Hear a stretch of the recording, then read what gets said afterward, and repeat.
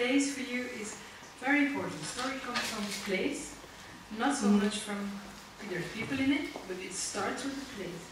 How does that work when you're thinking out, when you're making your book? A lot of research goes into it. I'm extremely interested in geology and in landforms.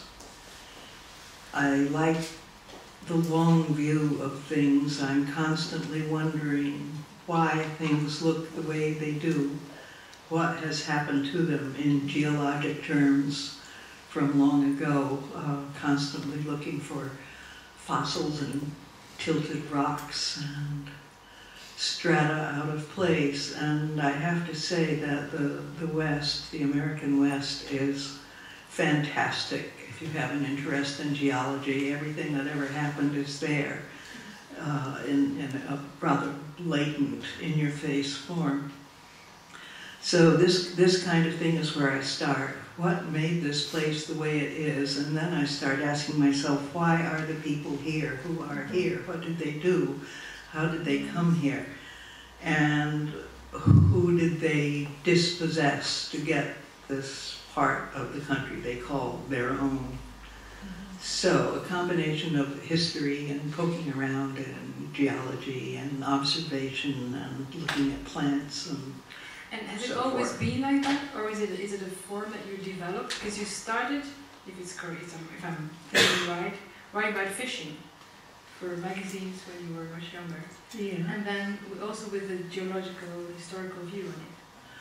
Yeah, well, I studied history in school, but I think all of my life I've been interested to know why things are the way they are.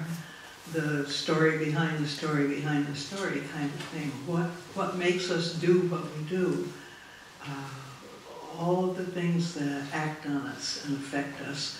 So I've always had an interest, and it's natural to. And has it always been writing? No, I didn't start writing until I was ancient. What are you now, then? More ancient.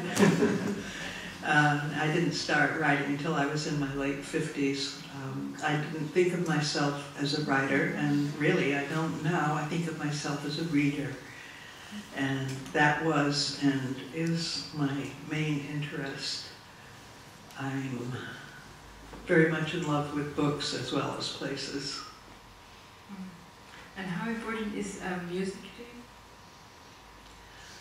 Because I have the impression when you read your books, every book has its own tone, its own rhythm, its own... Yes, yeah. There was a novel that I wrote called Accordion Crimes that looked at 9 different ethnic groups and the music of each group. And I had it in the back of my mind that maybe for each section I could somehow get some of the rhythm of the particular music of that group in, but I couldn't do it. It's just too hard, and I think it would have been tedious and beastly to read, so it didn't happen. Yeah. We'll come back to the music later on, but I want to go back to, because you said you published your first book when you were ancient, but you're from a family, you have a lot of sisters.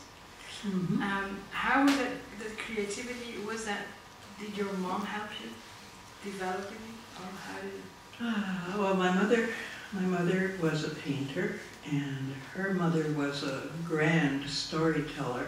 Lots of storytellers in the family, so a sense of story has always been there, and I think some people are lucky to grow up with that. It was something of an oral tradition, but when I was a kid, once I discovered books, I discovered story, and there was no stopping me then. I just became omnivorous, greedy, a glutton for books and for story, and could not stop. Just give it to me, anything, I'll read it. This kind of thing.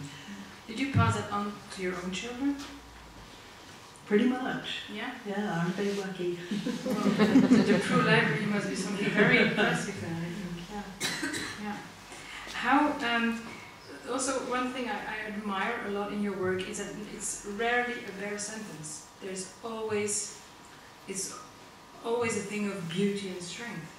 So I think when you have a place and you have your story, how long do you, how does it, yeah, do you really sculpt then the language, go over and over it again until it really fits, and there's, yeah, it's rarely too much or too long, or Yeah, I think it comes with having read a lot. You get to understand what good writing is. I have a lot of writer friends who will never read anything while they're writing because they fear that someone else's style will corrupt their own.